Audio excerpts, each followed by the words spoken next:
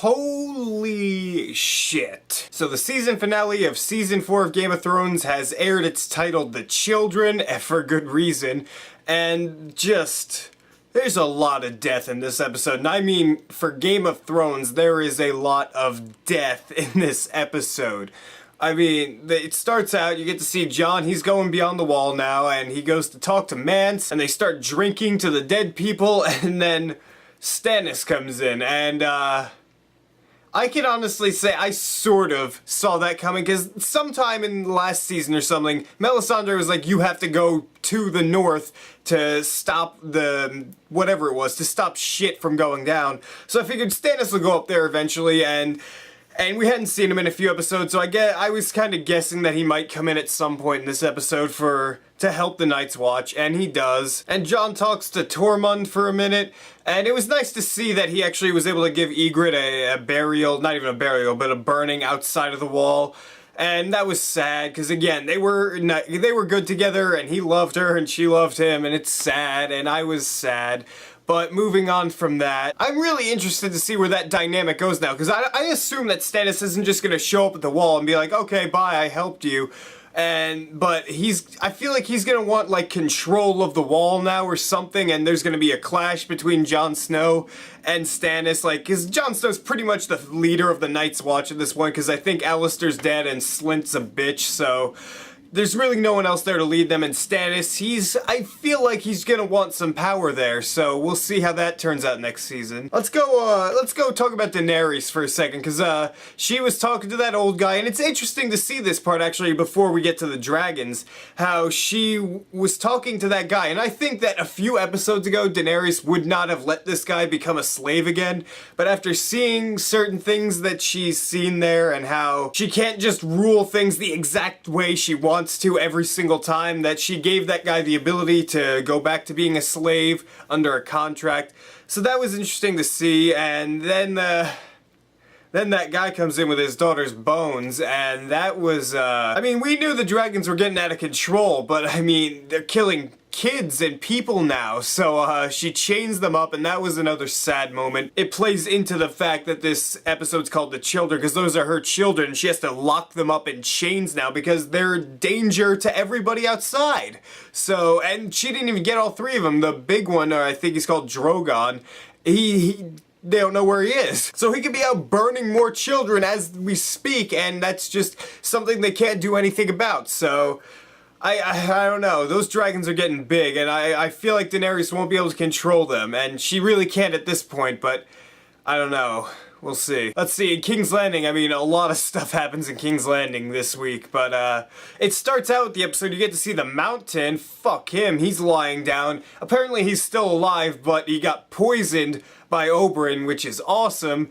And can I just say, I'm glad that this episode didn't start out with a shot of Oberyn's bashed in face like they did with Joffrey at the beginning of episode 3, because that was nice, because Joffrey's hated, so I thought that they might try and even that out and show, like, oh look, Oberyn, he's still dead. But they didn't, and I'm glad that I didn't need to see that again.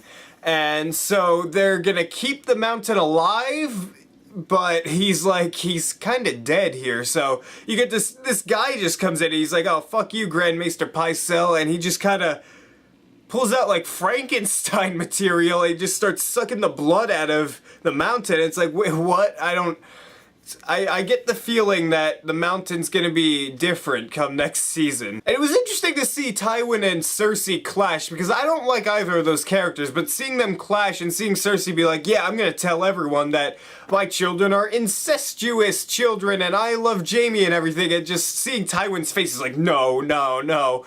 And that was cool, I thought that was funny, because Tywin's always like in control, and if she did that, he would just lose pretty much everything, because he wants his family to continue, and that would not help it at all. And then Cersei and Jaime bang again, and they're together, I guess, again, like, yeah. And I guess let's just top off what happens in King's Landing with, Tyrion, and he is, okay, so Jaime goes to get him, and as he was going up the stairs, he was like, okay, go up there and go to Varys, and he'll take you away. It was like, okay, I mean, this seems a little simple here. I mean, I assumed that Tyrion was gonna get out somehow, but just having them randomly run and be like, alright, Tyrion, time to go. It's like, oh, okay, but then Tyrion goes back and he sneaks into his father's room. And he finds Shay there, and finding Shay in his bed is just like, so he paid her, and he was having sex with her too, and Tyrion was, and just, how long has that been going on, and he just chokes her out. It was so, that whole sequence and moving into the sequence with Tywin was just so intense, and he got her, and Peter Dinklage, like, he's been killing it all season, and he just did a fantastic job tonight too. And he grabs the crossbow and goes down to Tywin, and Tywin's taking a shit, and that whole scene was so incredibly well acted between both of them, Charles Dance and Peter Dinklage. They did just such an amazing job at, you could feel the hatred. Like, you always know that Tywin and Tyrion hate each other, but you could just really feel it in that scene. And he shoots him, and then he shoots him again, and it was just so gratifying. I can't wait to see what happens now, because Tyrion is leaving King's Landing now, because he goes up and talks to Varys, I guess, and he leaves. And Tywin is dead now, so there's no one left in King's Landing whispering in Tommen's ear. He's just, I mean, Cersei's gonna be there too and be the Queen Regent, but Marjorie's still trying to get with him, and they're gonna get married at some point. So, I mean, Tywin was the overseer of, like, everything that went on in King's Landing. Now there is nobody like that, so I feel like a lot of chaos is gonna transpire next season in Westeros, not Westeros, but King's Landing especially. And it's just gonna be insane, and I hope it is, because I want to see the fallout from this. I want it to be insane. I want the people to be looking for Tyrion, but he's not there, and I'm excited. Beyond the wall, Bran goes to a tree, and skeletons attack him, and they kill Jojen Reed, and, I mean, skeletons attack Bran. I was, caught off guard by that, but I won't say I didn't like it, because it was still... It's a new type of villain, I guess. It was interesting to see, and the action was pretty cool.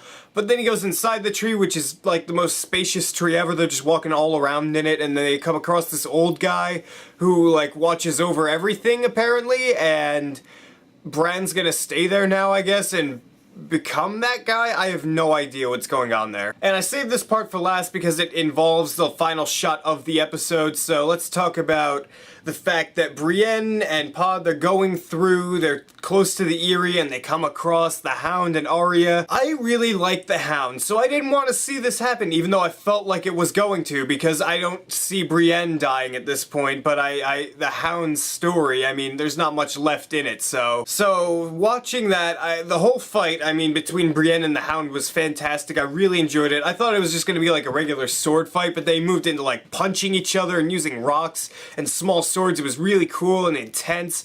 It was quick cut a little bit, but I was still able to follow most of it, and I enjoyed it. And just, I was hoping that it wouldn't happen, but the Hound kind of got kicked off a cliff, and he broke his leg, and he was battered as shit.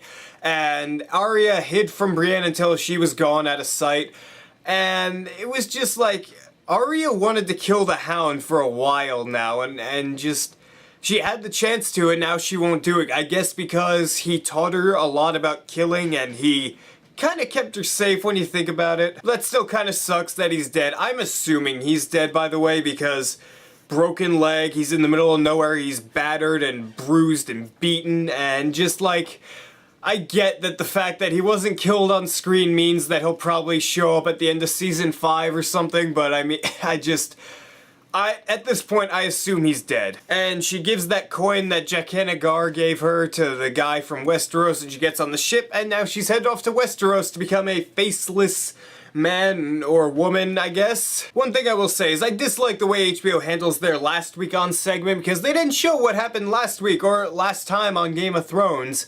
They kind of just show clips that relate to this week. Like, they showed Jaqen H'ghar giving her the coin in Season 2, which is a dead giveaway that something with that is gonna happen in this episode, which I didn't like. They also showed that Stannis thing and Melisandre telling him to go to the north. They didn't need to do those things, because it gives away the fact that something involving that scene is gonna happen in this episode, and they just stop doing that, please. I like surprises, but overall, I still really loved this week's episode of Game of Thrones. It was a great finale. It ended a little anticlimactically, but then again, so did last year's. So each season, I think, gets exponentially better, because just for certain reasons. Like this season we had Oberyn, and you had so many things going on. There's so many characters, and in King's Landing, Joffrey died, and at the wall you had the battle. I mean, just there was so much going on. Daenerys' storyline is starting to get a little slow here, but I can't wait to see what happens next season. I'm gonna give this season an A+. I loved it. So what'd you guys think of this episode of Game of Thrones overall? Did you enjoy it? Did you not enjoy it? Read your beautiful comments down there and tell me what you think. And if you like this video, hit that subscribe button down there, because if you don't, my dragons will kill you, and then your family will come to me and demand reparations, and I don't want to deal with that, so just do it.